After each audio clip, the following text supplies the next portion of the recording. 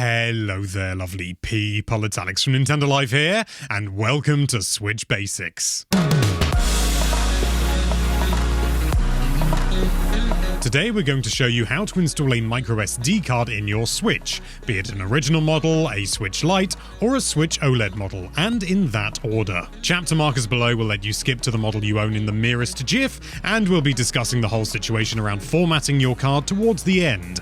But for now, let's begin with the original Switch. This applies to launch models and the more recent models with improved battery life. If you're in any doubt, just watch the whole video and you'll have no problems. To install a microSD card in your original system, you'll need to turn the device over and raise the kickstand as you see here. Underneath, you'll notice a slot marked as such. Insert your card in the same orientation as the icon dictates firmly, and you should hear a small click. Upon hearing this, release the card and it should stay where it is, so you can now close the kickstand. Your Switch may prompt you to format the card in order to use it, which we'll explain in a moment. That's all well and good for the original, but what about the Switch Lite? Well, this is just as easy, if not easier. On the back of the console, you'll find a flap similar to the one for game cards, which you can simply open with your finger. Insert a microSD card in the same orientation as the icon on the flap firmly until you hear a small click, wherein you'll need to release the card and it will stay neatly in place. Now simply close the flap to conceal the card. Just like the original Switch, your console will likely tell you that your card needs formatting.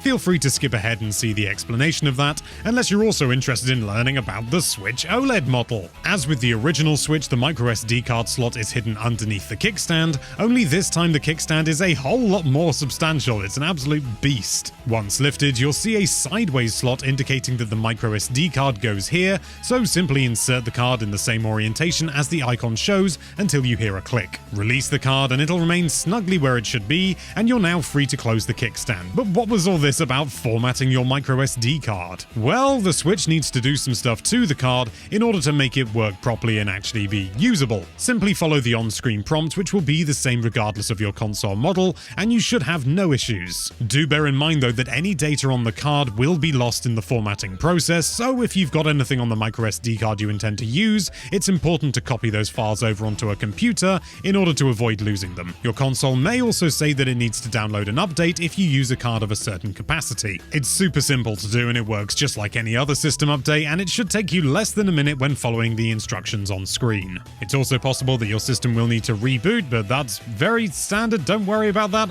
Just again, follow the on-screen prompts, you can't go wrong. And there you go, you should be all set. You're now free to download as many games as will fit on your card of choice. We highly recommend going with a well-known brand name, as there are a lot of fake cards available that can appear to have super high capacity, terabytes and terabytes of storage for almost no money, but these are a scam and can cause very irritating issues. They will work, but they don't actually have the amount of storage that they say they do, and even the system will report that it's got loads more storage than it does. It's a big problem.